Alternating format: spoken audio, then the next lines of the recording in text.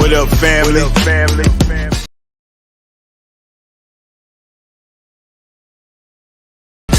What up, family? CTR Media Network. Yeah.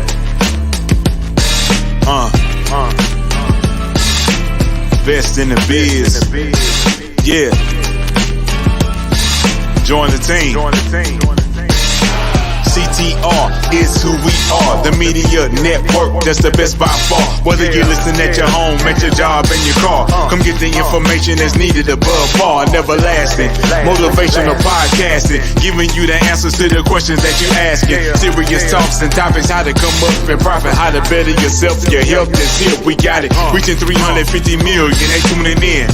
We in 50 different countries, we all can. And like minded, find your purpose and your assignment. Come get your fix, your feel, your mental alignment. Get active and speak to the masses. Build your influence all levels and all classes. Now you know you can monetize and grow. CTR Media Network, start the show.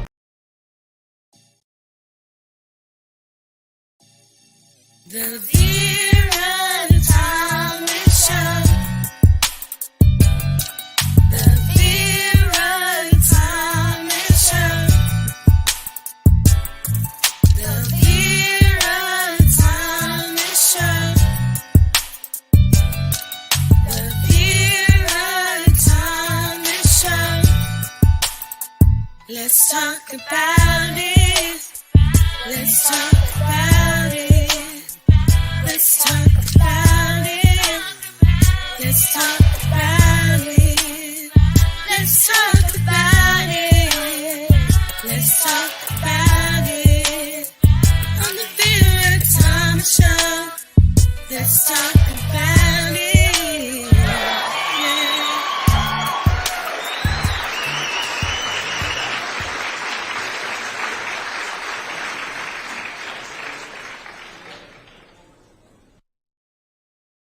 Hello, hello, hello. As always, I am excited. I'm excited about my guest today, Miss Trish Carr. And let me pull her up. Hello, how are you? I'm excited too. I'm really glad to be here, and I cannot wait to talk to everybody about how to turn your mouth into money. I know that's right, and I need to hear that loud and clear. But first, let me share with our audience a little bit about Trish Carr. Trish is on a mission to show business owners, and entrepreneurs how to create messaging magic without being salesy. Best-selling author, international speaker, acclaimed sales expert, Trish combines proven communication strategies with behavioral science, resulting in a formula that gets past pitfalls associated with selling. She is also the co-founder of Women's Prosperity Network. It is a global community of impact-driven entrepreneurs, and we're going to be talking about that as well. Well, Trish, I am going to give you the floor and let you share with our audience a little bit about who you are, your journey, and what drives you and what made you have such a passion for what it is that you do. Well, thank you, Vera. And first of all, thank you for having me on the show. I love your show. Every week you give us great conversation. You're on it every week, having good talks about things. So I'm so proud to be here and to be able to say I'm on your show. So thank you. Really appreciate it. Yeah, you make a big difference for people. And you always bring on, I mean, I'm not blowing my own head up here, but you bring on people who really make a difference for others, and they share great stuff. So I hope that I can do the same thing today. So well, you will. I have no doubt you will. Appreciate you. Well, you asked me, how did I get started with this passion? I don't know. I think I was born with it. My older sister, Susan, who's a lot older. She's 6 years older than me. So she saw this in me, and she always called me a little rebel, because even when I was really young, I was always fighting for the underdog. And when we would root for sports teams, I was rooting for the underdog. And as I got older, I was really impressionable in the late 60s. I was still really young, but in the early 60s, JFK was shot, and I was really young for that. So that's not really as clear. But when Robert F. Kennedy and Martin Luther King were shot, I was old enough to know that this is not a good thing.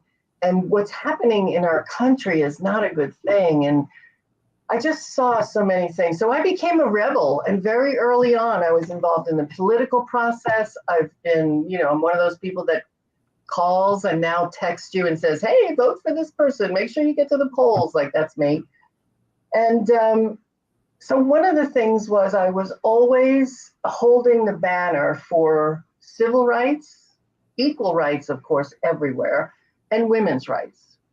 And as I got older and I started working in corporate America, I saw that women were relegated to particular job titles. So this is in the 1980s. I'm working at the phone company. And it was the phone company then. Now it's lots of phone companies. But then it was the phone company. Right. And if you were a woman, you either went and worked in the customer service department, which, by the way, was called customer service, but it was sales. It was sales, customer service, and collections, and you were rated on all those things. And then they, you were always supposed to be selling, but they called it customer service. So right away, you're being brainwashed to think you're doing a service for the customer, because people who go into that don't want to sell. So all these women who were in the call center, it was hard for them to sell, but that was their job. And it was being disguised as customer service. But I digress. Women worked in customer service. You were either an operator or you were a service rep.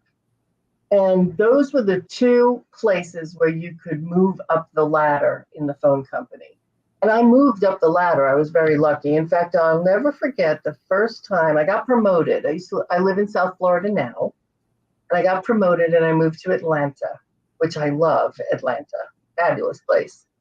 And the company at the time had a headquarters in Atlanta and a headquarters in Birmingham. So the first week I was there, I flew to Birmingham to meet with, believe it or not, the presidents of each of the states that are in that Bell company. There were 9 of them. Wow. And it was 9 white men and 1 black man. No women. I was like, okay, what's going on here? And the more I looked, the more I saw that women were not represented in most high jobs. The highest you could go for women was much lower than you could go for a man. So I noticed this discrepancy. I noticed the unfairness of it all. So that drove me even more.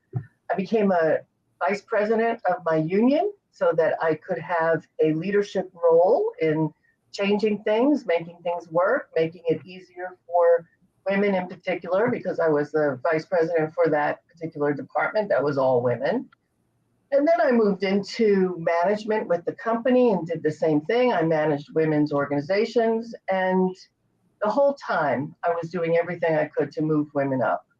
When I left the company in the very late 90s, they said to me, Trish, you're so awesome. We love you so much, but here's a lot of money. Will you please leave? Because we got to get rid of people.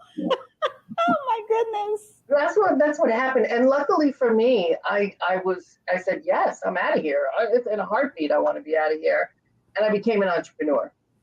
And luckily enough, my training and everything I learned at AT&T, everything I learned there made it easy for me to move into being a business owner. I did know sales. I knew how to do it. I used to teach it. I trained it. I know how a business runs. I had profit and loss in my center as a manager, so I knew how to run that. So I started doing entrepreneurial things. I did all kinds of different things. But here's what happened. 2003, I decided I was going to get divorced. I wanted divorce. I was with my husband, believe it or not, since I was 18 years old. Oh, wow. Something years. And I got divorced. And it was so interesting that the more women I talked to, the more surprised I was that most of the time I heard, I wish I could leave. I wish I had the financial resources that I could leave. So many women said that to me. And I was like, how can you not live your own life simply because you don't? Thank you. Let's figure this out, sister. Let's talk about that for a minute, because I think that's a very important topic. That was my impetus for Women's Prosperity Network. I wanted people who had talent to be able to earn their living with their talent. And so many people don't know how to do that. So I was on a mission to make that happen. That is amazing. And I think about the number of women that stay in abusive environment, verbal abuse, mental abuse, spiritual abuse, financial abuse even. And they stay in it. I was married. They feel stuck. I know. And I was married for 3 years. And when my ex-husband attacked me in front of my son when my son was 3 months old, I knew then, I can't do this. I am not raising a child in that environment. And so many times we hear women say, well, I stay for my children, when in actuality, you're damaging the children even more when they see that kind of toxicity in the environment. And so for what you do with the Women's Prosperity Network to empower women so that they know you don't have to stay in situations that are not good for you. No, it's interesting that we're going down this road in this conversation, because my parents' relationship was abusive, verbally, physically at times. We've had the police come when I was 10 years old, things like that. And I can remember to this day, I'm 5 years old, and I'm playing on my mom's bed with this suitcase she had with makeup and jewelry in it. And I used to put on the makeup and play with it. I was never allowed to put on the lipstick. That was my favorite thing. The lipsticks used to come in these little itty bitty tubes, and she'd have like 50 of them in this square. And I used to like peg jump over them, that peg jump game, but I was never allowed to wear them. And the jewelry was so much fun. They even had initial jewelry and stuff. And while I was doing that, my mother was downstairs at the ironing board, ironing clothes for the families in the rich neighborhood. So not only was my mother making money for our family as a woman who ironed and took in people's ironing and laundry, she was also an Avon lady. That was the makeup. And she was a Sarah Coventry jewelry dealer. Okay. And all of this when I'm a very little girl. But it was such an impressionable thing for me. And I think that's where it all came, was, wow, look at my mom and what she's doing. Now, my dad had a drinking problem. And while he was a New York City fireman for 20 years, he had to manage through that drinking problem. And they stayed together for the kids. And I wish they hadn't. Because just like you said, it's so traumatic. Like, who wants to be woken up at 11:30 at night with the police coming to your house because your father came home loaded? But it became so normal in my family. Oh, there he is again. There's a story everybody tells in my family that's so funny to me. I don't even remember, but my mother says that before my dad was a New York City fireman, he was a TV repairman, and he used to fix old TVs. And our TV was broken, and I was like 8 years old. So she said, I came home one afternoon after school, and the TV was broken the night before. My dad said he would fix it. I came home from school. My dad was passed out in the kitchen, and I stepped over him and looked down and said, well, I guess there's no TV tonight. And while that sounds really funny, I mean, think about the 8-year-old girl that was experiencing that. So you staying together for the kids is such a mistake so many times. And it all comes from the confidence, the knowledge, the wherewithal, the support from other people to help someone get out and be able to monetize their talent. That's everything. Yes. And I'm hearing feedback. I don't know where it's coming from. I don't hear it. I mean, I turned off my mic. Okay. Now I don't hear it. But yes, the helping women understand we do not have to stay in those kinds of environments. And I can imagine a lot of times when children grow up in those environments, they end up being like that. Either that Absolutely. or they go all the way to the other end and say, I'll never be like that. Because I know, having grown up hearing all these negative tapes myself, it made me recognize the impact that it had on me, which is why I work with kids and why I was able to instill in my son a sense of greatness, because I never, ever called him out of his name, because I know the impact that it can have. So Yes. oftentimes children will repeat Exactly. The the behavior of the experience. parents. Yes, because they don't know any better. Because it's all you know. You know, people, Yes. my sisters in particular. So I run Women's Prosperity Network with my two blood sisters, Oh, Susan Winter. really? Yeah, they're my sisters, real Oh sisters. my God, I didn't know that. Yes, Nancy Matthews is my little sister, and Susan Winter is my older sister, and I'm the girl in between. And, you know, we had the same upbringing, yet I'm the one that became the rebel. It was like, oh, there's some injustice. Let me tell you, Vera, during the pandemic, when we were experiencing the what could I say? I don't want to the revelation to the white community that Black men were being murdered by the police was a revelation to most white people. Mm-hmm. And you want to talk about the rebel with a cause. I was like, you know what? You people don't get it. This has been going on for many, many, many years. Yeah. And it's continuing to go on.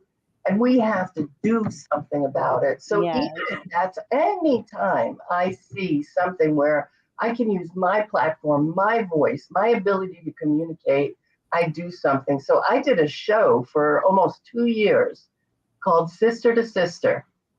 And it was a show just to have conversation with my sisters of color, particularly Black women, just to talk about your experience so other people could understand. Because I'll never be able to walk in your shoes, but I can certainly hear your stories. And I actually, you know, I thought people were saying, why are you bothering? Nobody's going to care. And people cared. And I actually had someone who was kind of right wing and didn't understand say to me, you really opened my eyes. And I really understand that we're all people and we all bleed red. And it doesn't matter what the color of our skin is. And don't tell me that you're colorblind, because that's even more of an insult. Yes. Right? Colorblind. Does that mean that you don't appreciate other people's cultures? Come on. Yes. We And have when to learn to live together.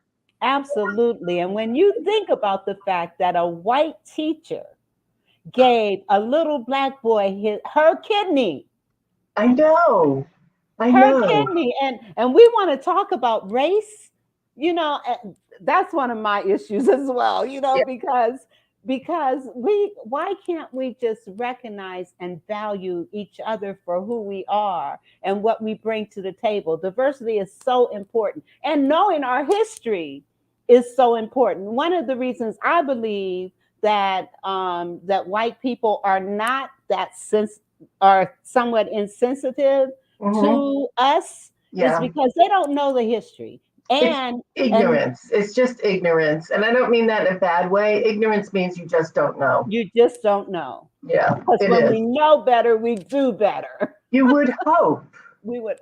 You would hope. But unfortunately, every opinion has an organized voice. And what I mean is, because of the advent of social media, especially, you know, Yeah. anybody can put their opinion out there. And then what happens is the mainstream media, I'm going to say, the Fox versus CNN versus MSNBC versus Parler, those two sides, all they do is separate us.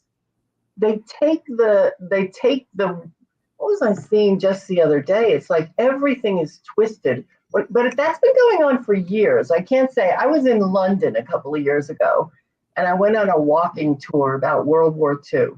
And they took us to St. Paul's Cathedral, which is a beautiful cathedral in the middle of London. And it was very cool because they pointed out like where the big the bombs went into it and everything. But what they did was they showed a really interesting newspaper clipping from 1944. Germany was bombing London, and their goal was to bomb the cathedral because it was seen as the center of the city. So it would be so devastating to their morale. So England set up all kinds of people around this cathedral so it couldn't burn down. They were putting out fires, people, individuals. It was great. And they let the cathedral stand. And the newspaper in London said, St. Paul's lives, it's not blown up. The same exact picture in the German newspaper said, St. Paul's burns, because it saw the burning around it. So it turned it into it burned down. So no matter what happens, there's going to be one side who says it's black and the other side to say it's green. And because their voices are being compartmentalized into these, you're a conservative, you're a liberal, there's no voice in between. So we're in a really interesting place in our country right now. Yeah, and it's up to you and me to change that. Yes. Absolutely. It's up to us. We have a platform for talking about these, and it takes conversation. Yes. Speaking of conversation, let me pull up your book. Yes, we're getting really serious here. Where are we? We're getting really serious. That was a perfect segue. Perfect segue. Let me pull it up. Yes. Yes. So, yes. Yes. So it's just a conversation, what to say and how to say it in business. And I'm so excited. When I wrote the book, I wrote it with my friend, Debbie Silverman. And we're both about communication and sales, and we both do the same type of thing. And both of us would say, when I went networking, and this is true for me when I started WPN, I would go networking and I would walk into a room and there was a little clique of people here and a little group here. And I'm like, how am I going to work my way in and talk to these people? And I'm not shy. So I'm wondering what people who are more shy feel when they walk in there. So what Debbie and I were thinking was, when people go and they say, what do you do? Some people have a statement that they say, or they say whatever they were told to say by their network marketing manager. Right. And some people are so serious about it. Like, have you ever been in a networking meeting where they go around the room and you stand up for 30 seconds and say what you do? Well, the whole time they're going around the room, nobody's listening. Their hearts are pounding like this. I'm going to have to talk next. So when they get up to say something, they probably don't say what they want. The other person is the one who doesn't even think at all about it and just goes in and wings it and thinks they sound great. So we wanted to approach both of those things. And as we started to write the book, we really expanded it. So we started with the basics of body language and how people will see you and understand you way more than they hear you and understand you, and how important your body language is. Yeah. Into sales and asking for the money, and what if somebody owes you money? How do you get that from them, right? And this is for anybody, whether you're an entrepreneur or you're an individual and you work at a company. These are things in there. If you have somebody you're working with and they're not pulling their weight, what do I do? As a leader, as a coworker, that's in there. If you want to negotiate on a house, on a job, on a salary, how do you do that? Yes. How do you get past the gatekeeper when you're trying to get to a bigwig? Exactly. There's so many great things in there. Turn your mic off for a minute. Okay. All right, we've got audience participation. Fucina, she says, this is an awesome show with an awesome guest. Yes, she is an awesome guest. Yes, she is. Thank you, Fucina, for saying that. And please, you guys, feel free to chime in so that we know what you're thinking. And when you talk about conversations, I hate that I can't talk while your mic is on because I'm hearing this feedback and it's sounding distorted. But this book is for anybody. because everybody networks, no matter what field they're in. Everybody networks. And so get the book. Where can they get the book? Best place to go is Amazon. Just go to Amazon and put in "It's Just a Conversation." It'll come right up. You can buy a Kindle version for very inexpensive. I'm using my Kindle more and more. I love it. I love Kindle and the book too. really helps. We wrote the book. Are you hearing that noise still? No, I'm not. Okay, I changed Perfect. phones. When we wrote the book, we wanted it to be two things. First of all, I know people don't finish books. I'm one of them. I'll start a book because it's so good, and then I put it down, and then another book comes and I have to start that one. So I have like 3 books on my nightstand.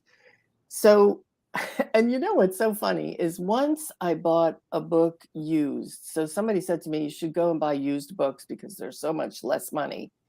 And I bought Chicken Soup for the Soul, Jack Canfield's book, The Success Principles. And that book is, this big.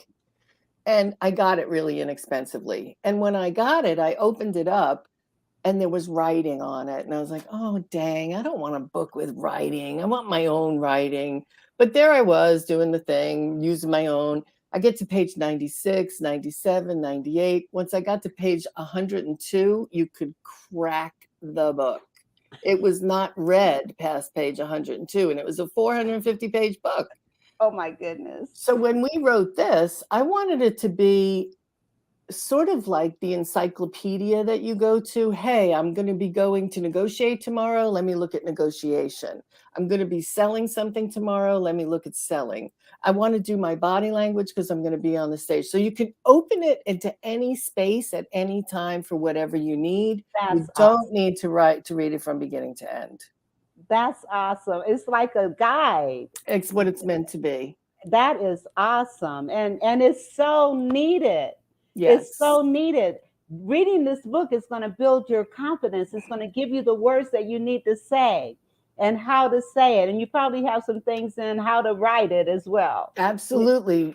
Because it's more than just your verbal communication in terms of speaking out loud, but writing is so much more effective when you can have the right words. Yes. I always use this quote by the Berkshire Hathaway guy, Warren Buffett.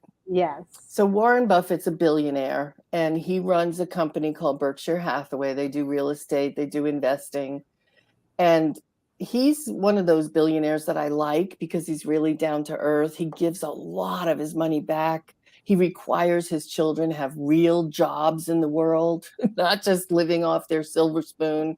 And he said that the one easy way to increase your net worth by 50% or more is to hone your communication skills, both written and verbal.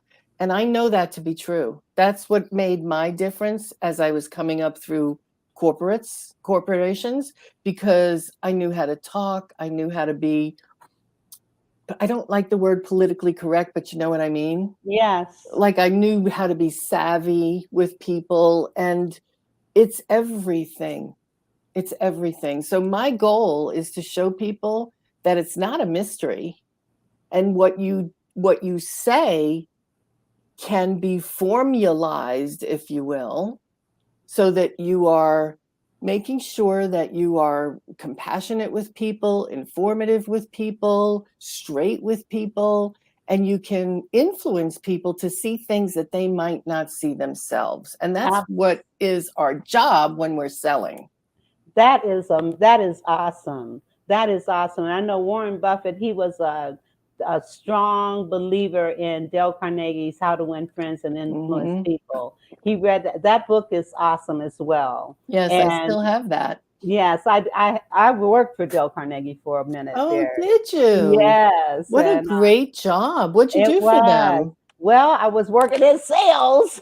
So you were selling the programs? I was selling the programs, but I was also doing trainings, and just to get people more interested and involved in what we were doing. Nice. And I did love that job. I did.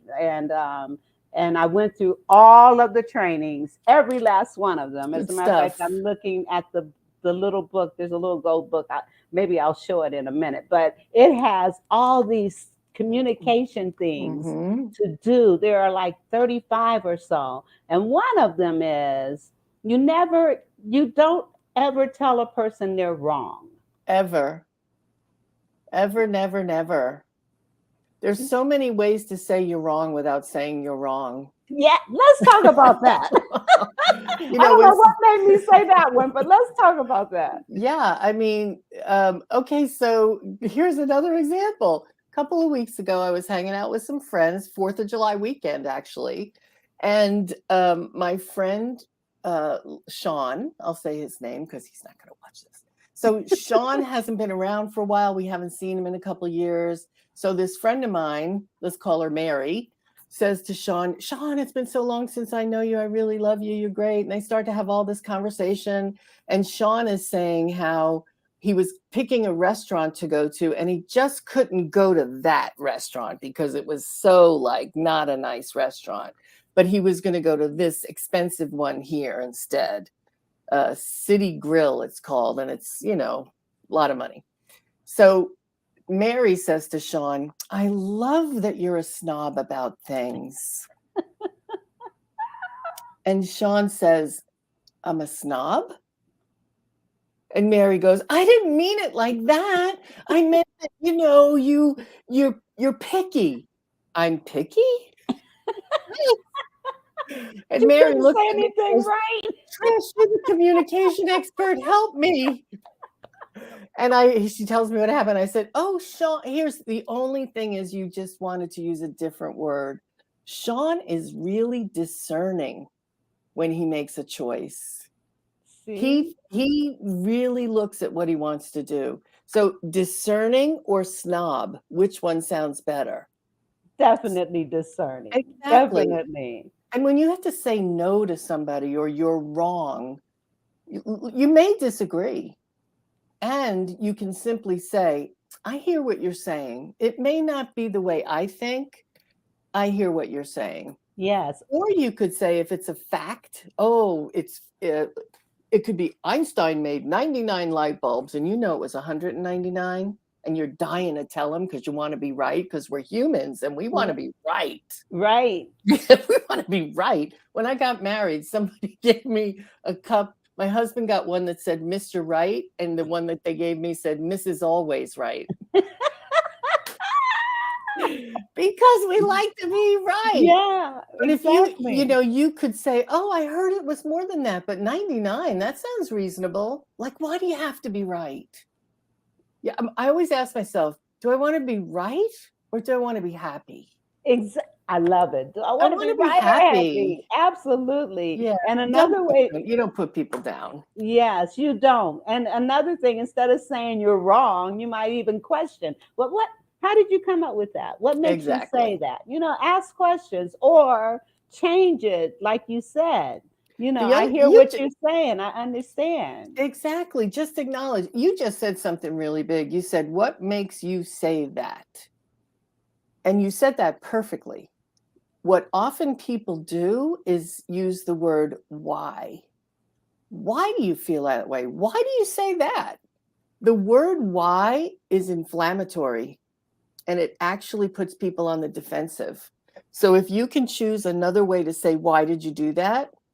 Such as, what led you to make that decision? Yeah. Or what did you read about that? Or how did you hear? Stay away from why, especially when the situation might be volatile. Yes. So thank you for mentioning that. Yes. I don't know what made me do this. So I don't know I don't know either.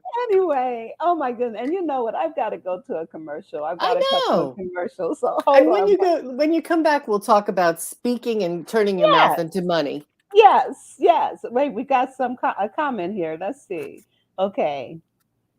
Joy Harris. I love Joy. She says, so glad to hear a Florida woman keeping her finger on the pulse of today's political environment. Yeah, it's tough to be a Floridian. Awesome. Yes. It's tough to be a Floridian right now. Oh God.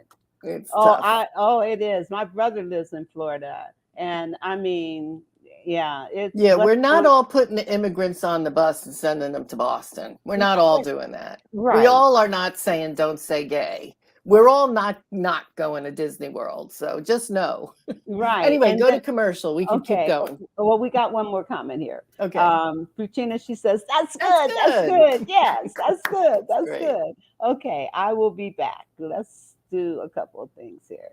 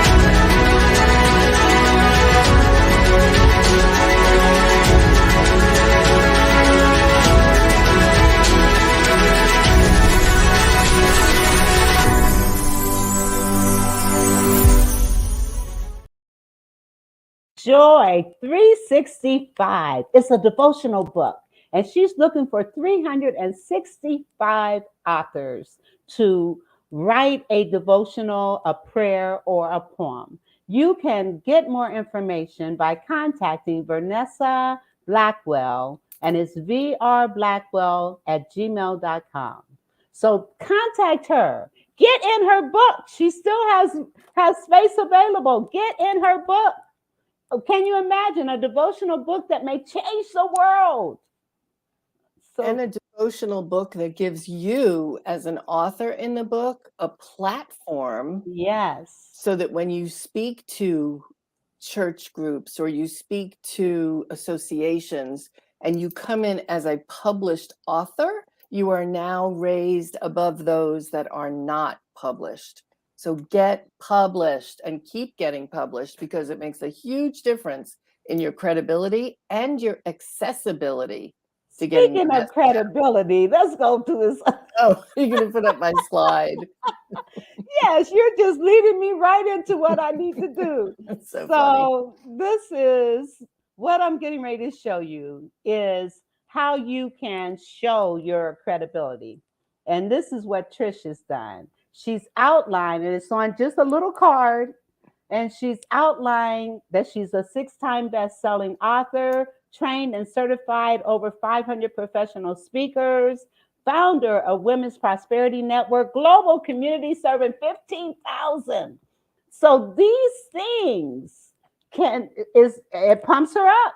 It makes her look good because it's the truth.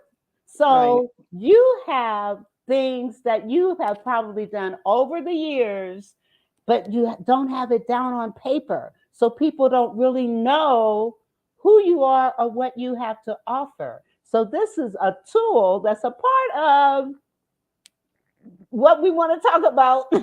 Well, it's a part of presentations that I do to groups. And when you're speaking to groups of people, you're all familiar with TED Talks, right? Yes. So the formula that Aristotle, who is the father of communication, came up with was that credibility should be about 10% of your speech. So if you're a TED speaker, you want to talk about yourself for only about 10% of the time. You want to do 20% of the time on your logic, on the statistics that support your point of view, the quotes that would support your point of view, those stories, those outside other people who say, yes, you're right in your opinion. That's about 30%. And then the last 60% is the pathos, and that's touching the emotions of people. And that's where you tell stories, you share anecdotes, you touch them in a different way that simply sharing concepts doesn't do. So we just did a class this past weekend. We call it The Business of Speaking. And it The was business. awesome, let me tell you. And the kicker is she not only taught us these things, but she modeled it Mm. throughout the entire training. She modeled exactly what we need to do, like storytelling, like what she's done here today. Yeah, I think I told a couple stories here today Yes, yes. because it's so much more interesting. Yes, Yeah. yes. And we have another comment. Oh, that's from me. I was Oh, commenting back to Joyce that it's not easy to be from Florida. People go, "Oh, you're from Florida," and they look at you kind of funny. yes, So it's very yes, different. It's yes, so yeah. yes. So in the business of speaking, and we call it the business of speaking because there is a business of speaking, and you can earn money simply by speaking. Now, when you have a business and you're running it and you're operating it, speaking is a great add on to your business to bring in more customers, to expand your reach to audiences that you wouldn't get to in the first place, and to get your message out to more people in way less time. So, if you're going to have a conversation with one person about purchasing your product, why not have a conversation at the same time with 100 people or 50 people or 3 people? So, it allows you to expand your reach to more people in less time. So this is where you work smarter, not harder. Now, the thing is, when you have the opportunity to speak to a group of people, you want to make sure you're clear and effective in what it is you share with them. Because you're only going to get that one shot that one time. You'll get another shot, but first impressions, right? We all know how important they are, right? Yes. Like if somebody sees you and makes an impression and it's not good, it's tough for you to come back And from it that, only isn't it? takes 20 seconds or less. Yes, absolutely. And even now, it's taking less time. Now, when you go online and you look for something on a website, if you click that website within 3 seconds, you're going to decide whether or not you're going to stay. 3 seconds. So that's why our speaking and writing is so important because the writing on your website is you speaking. Right? Yes. So the idea is to be able to know what's my flow? How do I do this so that I influence the audience so that they don't feel like I'm there selling them, the latest Popeil invention or something from QVC, right? Oh, today and today only, you can have this for this great price. And if you buy it right now, we give you the Ginsu knives, right? You don't want to feel like that, but you want to be able to make the most of your opportunity. So how do you influence people? So what we do is we have a formula that we use. It's plug and play. And you can actually get the formula at speakingforfunandprofit.com. That's speakingforfunandprofit.com. And there is the actual formula we use. It'll give you a nice outline of it. And then in the business of speaking, we go into it step by step. And you also get the chance to practice, don't you? Yes. It's fun. Yes. It was, a lot of trainings you go into and the facilitator is doing most of the talking. Well, this was very engaging. You could not get bored because you didn't know whether or not you're going to be called on. That's right.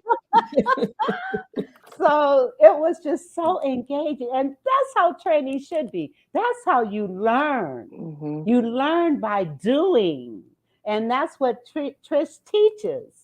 Not only, again, she's not only teaching you, but she's modeling everything she's teaching so that you see firsthand what she's talking about. And then she gives you the opportunity to practice. Yeah. And it's great. It's great. Yeah, that's my favorite part is when we do the practice and you get some feedback and tweak what you did. So you want to make all the mistakes in the room, right? You don't want to make the mistakes when you're doing it. And the other thing about what we learn in business of speaking and in so many things we do in women's prosperity, I don't want to say that this is the only class. Everything we do monthly group get-togethers for masterminding. We do trainings every month. We do networking every month. We offer a plethora, I love that word, plethora of things that you can do, a smorgasbord, if you will. And you can join Women's Prosperity Network for free. Dip your toe in. Yeah, for free, F-R-E-E. F-R-E-E. And with scrolling here, womenprosperitynetwork.com. Listen, women, and you do have men that are involved as well. Absolutely. Yes, we do. But listen, if you are an entrepreneur, if you are a speaker, a coach, a trainer, if you have any kind of business that you're trying to promote, if you want to learn more and network with other people that are like-minded, Yeah. you want to become a part of womenprosperitynetwork.com. I just joined and I am so elated to be a part of this organization. It's phenomenal. It really is. As a matter of fact, tonight, as you and I are here, we have a networking that's kind of like a speed networking, only it's way more fun than that, of course. And we have people from all over the world that you have the opportunity to make connections with. We go into small groups of 5 people. So over the course of just 75 minutes, you get to meet 12 to 15 different people. And from there, then you decide, do I want to take the relationship to the next level? But we always make it fun. It's not like, okay, go into a group and blah, blah, blah about your business. It's go into a group and share with us your bucket list item that's number 1. And we talk about fun things, and through those conversations, we learn everything we need to know about that person. Yes. Because I can tell you all day long, my business is great. You're going to love it. I'm the best. But when you get to know me as a person, right, and you connect the business, it's a whole different thing. Exactly. Authenticity is so important. And this network, Women's Prosperity Network, enables you to be yourself. Yeah. You don't have to put on airs. You don't have to act like you're all this and that. Just be yourself. Vera, when we started the community back in 2008 now, we were in a recession. That was the beginning of the recession. And it was really a call for us to do this then, because so many people were losing their jobs and they didn't know what to do. So they started thinking, okay, well, I can cut hair. Maybe I'll start a business. Or, everybody was thinking, how can I make some money? And it was really a tough time for people.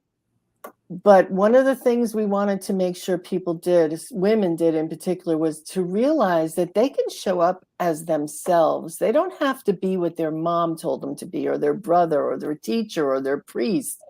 They are who they are, and they can do what they want to do, regardless of the wishes that their families had for them. And the biggest thing was they can show up, be successful as women, not as women acting like men. Yes. And speaking of which, when I was a non-traditional college student, so most of the kids that I went to school with were much younger. Yeah. And I would ask them, what made you decide on this particular field? And I cannot tell you, Trish, how many kids said things like, well, everybody in my family, they do this, or this is what my family thought I should do. Mm-hmm. And when you consider 80 to 85% of people who graduate from college never work in the field that they graduate from. Isn't that something? Yes. And it's because they're not going through a process to identify the best career based on who they are, mm-hmm. and what they have to offer and what they enjoy doing. Yes. And that's one of the things when we have some people who, when they came into Women's Prosperity Network, knew they wanted to start a business, but weren't sure exactly what it was going to be. And just over time, we worked together to morph it, to tweak it, to figure it out, to message it. And then the next thing you know, they're making money and they're earning. And if they want to leave that man, they can. I know that's right. Well, I don't have a man to leave, but I definitely need to make some money. Yes, we all, you know what? Here's the thing. I want to make a huge difference. And for me, the difference that I want to make is through you. Because if I support you in being the best you can be and give you the skill and the mindset help to get you where you go, you're going to create the world I want to live in.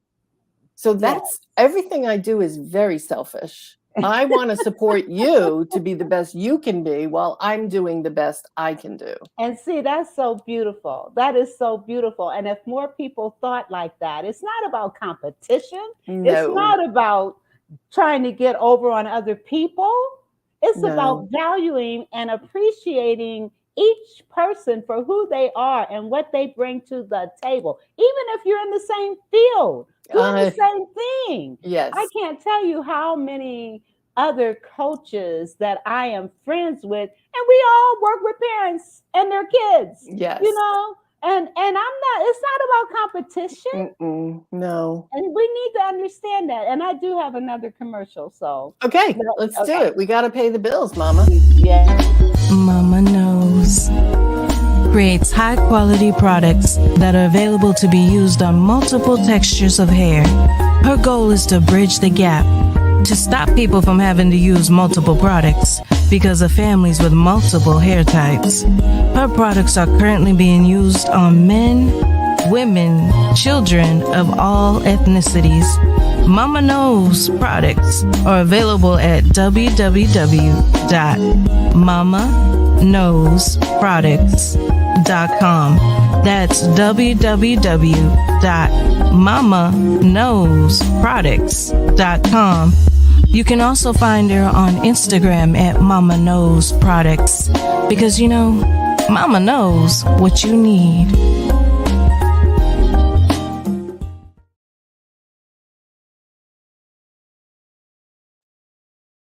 Are awesome. They smell good. They work. She's got conditioners, shampoos, moisturizers. She's got hair growth things, and they smell great. And the beauty is they're for all ethnicities. They're not, it's not just a Black product. Children, men, all races can benefit from Mama Knows because Mama knows. And you can reach her at mamaknowsproducts.com. All right. And we got another comment going on. Oh, here. that's me. Fuchina was saying she'd love to reach out and learn more about WPN. So I told her to register for free at Women's Prosperity Network. And then Stephanie, our membership VP, she actually reaches out to you. Yes. To connect. And say that you got there from this show, okay? Yeah, say I saw Trish on Vera's show. Yeah, say that. Do that. That would be great. Well, I'll know because Fuchina, that's a name. That's a name. I'm not going to remember that. Yeah. So I'm looking forward to connecting with you as well. Yes, she's so awesome. Wonderful. Yes. And we'll show you how to speak for fun and profit. And we'll get you connected to a community of amazing women. And you know, one of the things Vera said was you want to be with like-minded people, and you do. Even more, you want to be with like-spirited people. Yes. People who have the spirit that we can do this. We lock our arms together and nothing can stop us. And as we are seen as a collective of women making a difference on the planet, we're given the respect we are supposed to get. We're given the access we're supposed to get. But the more of us that come together, and that's the truth, this is not just a community of women. This is a movement of women who are showing the world we contribute, and we contribute in a huge way. Recognize it and open the door and move out of the way because we got things to do. Yes. And, you know, in hearing what you said, I thought about two quotes by Eleanor Roosevelt. The first one is, no one can make you feel inferior without your permission. And so a lot of times we hear these tapes of what other people are saying. You can't do that. You can't you can't have your own business. You can't leave your husband. You can't do this. You can't do that. No one can make you feel inferior without your permission. And then the other thing, when we talk about like minds, she had a quote, and I actually wrote a poem about it, which I want to share, but share. Okay. The quote is, small minds discuss people. Average minds discuss things. Great minds discuss ideals. Yes. So this is the poem. Small minds, you know, the kind sit around and gossip all the time. Who's doing what? Did it win? not the kind I would call my friend. Average minds discussing things, houses, cars, material gain. Great minds move the earth, discussing things of value, of worth, ideologies of past and present, realizing dreams with the mind's consent. Great minds, it takes one to know. These minds help all minds grow. And that's what the network is all about. Women's That was Prosperity beautiful. Network. Thank you. That's That was what it's all beautiful. about, bringing great minds together to make money, to support each other, to network and share, and to become all that they can be. Yes. And not everybody that shows up is in that space, because it's not easy to step out when people are telling you you're crazy, go get a job. Why do you continue trying to do this business? It's not easy when you're surrounded by that kind of message. So when you come to this movement of women, you are surrounded by a different message. And that message is the one that Vera just said. You can do it because you have the support, you have the training, you have the skill sets that will be honed and made sharper. You have everything you need inside of you. I don't need to empower anybody. You already have the power, just like Dorothy's shoes. They're on your feet right now, my sister. And all you have to do is step into it. Step into Women's Prosperity Network so you have your very own munchkin land around you, helping you get to the Emerald City. Amen. I love it. Don't do Before what did you say? it yourself. Right. And that's the problem. We try to do everything by ourselves and I it makes know. it so hard. Yes. And it doesn't It's have so to be. hard. Doesn't have to be. And so I need you guys to help support me. All right. I want you to go to Cash App, Instill Great, PayPal or Zelle, Vera Thomas Show 1117 at gmail.com. Or you can also go to Venmo at VT1117. So please support me. Help me do this work so that I can bring more people on like Trish to uplift, encourage, motivate, inspire, and educate. That's what my show is all about. And that's why we bring people like Trish on my show. Well, Trish, we've got like 3 minutes. Yeah. Only And 2 so minutes. I am going to give you the floor. This has been great. Oh, there was one other thing I wanted to say. Honor, love on your sisters.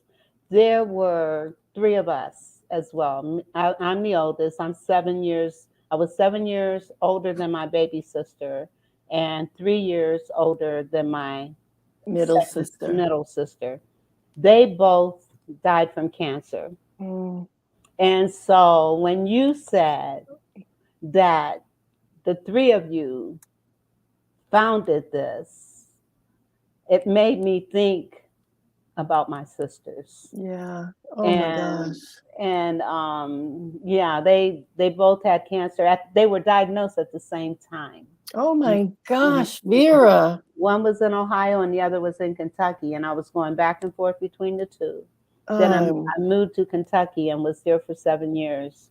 My sister in Ohio passed in 2015, and my baby sister, she passed in 2018. My heart goes out. Well, but when I think about the 3 of you, yeah, that is just beautiful, beautiful, beautiful that you guys founded this. Yeah, and we work together. We work together every day. That is just beautiful. Beautiful. Love on that. Love on that. Yeah. It's beautiful. So I wanted to say that because I just think it's wonderful. I thank you for that. I don't take for granted one moment my sisters. They are the wind beneath my wings, no question. And I could not imagine losing them. And my heart does go out to you. It's got to be a tough thing. Thank you. But be my sister. Yes, I'll be your sister. Be Yes, my I'd love to fourth be your sister. Yes. That's Yes. what it is. You know, so many of women come and they find out we're sisters and they're like, oh, wow, I wish I was that close with my sister. And I never had a sister is another thing. And I'm like, well, we're all sisters now, baby. Yes. And yes. truly it is. The love in this community is unbelievable. Someone got sick. Heshy Siegel got sick, and before she had texts coming her way and people sending her gifts and asking her friend to go visit. I mean, this is a loving, caring community where business is why you come and friendships helps you stay. The friendships are so wonderful to be with like-spirited business women and surrounded by the message that you are unstoppable. Awesome. Vera, thank you for having me tonight. Well, thank you for being here. It has been such a pleasure, such a joy. And, you know, we just kind of let the conversation go and flow, which is okay. We got another comment before we go. Patricia. That's Dr. Patricia Rogers. Yes, she says, hello, ladies. You all look good. Thank you. Thank you. Thank you for tuning in. We appreciate it. Speaking of which, oh my God, I forgot. There is a conference coming up on July 29th. And oh man, I was supposed to. Okay. Tell us more. I'm going to tell you more. It's on July 29th. And I'm pulling up. I do have. And isn't it Dr. Patricia Rogers Conference? Yes, it's Dr. Patricia Rogers Conference. It's Entrepreneurs living the dream. Yes, hot topics. And I am one of the speakers. Thank you so much for, oh man, I meant to do that. But we got into our conversation and I didn't do as many commercials. That's all right. We're here now. And let me just give her some kudos. Dr. Patricia Rogers puts on the best, most informational, most fun events. So you'll want to be a part of this. Make sure you get your ticket because not only will you hear the incredible Vera Thomas, you're going to hear from an array of amazing trusted authorities who can support you in life and in business. So be there. Yes. And she says, I love Women's Prosperity Network. Join here. By the way, the membership is free. Click here and join us on our success journey. All right. And she has the link. But anyone that joins from here, please just identify that it came from the Vera Thomas Show. Well, we'll know by what time they click on the link, right? And we'll see it because we'll follow. That's Pat's special link. So we'll. Yes. Okay. Well, listen, God bless you all. And oh man, I'm so glad I was able to be reminded about this. I just loved our conversation. It was so wonderful. So make sure you put in the comments the link for Patricia's event on the 29th because people are going to want to go to that. As a matter of fact, are so crazy reasonable. There you go. She did it. She's got it in there already. Dr. Pat put it in there. Yeah. Okay. Yeah, no kidding. Best event of the year, and you can do it from the comfort of your home or office. Absolutely. So it's in the chat. It's in the chat. Yes. Yeah. Okay. So the 29th, July 29th, Hot Topics. Yep. I will be there. Yes, and I'm looking forward to that. And we've gone over, but it's okay. Yeah, it's okay. Thank you for having me. Thank you. This has been, you're going to have to come back another time. It's my pleasure. Anytime. Thanks for having me. Have a fantastic rest of your, whatever it is for you, day, evening, afternoon. Thank you. And you too. Time. Okay. All right. God bless. And we'll see you all on Thursday. Bye-bye. The Vera Thomas Show.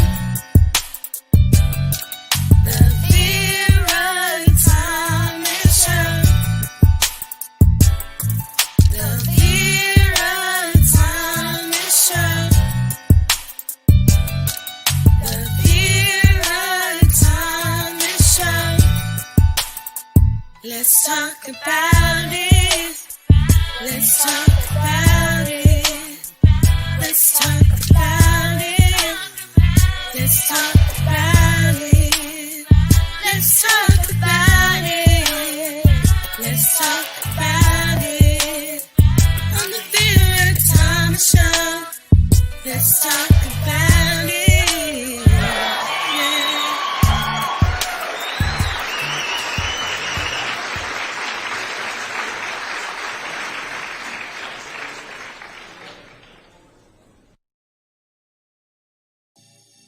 The beer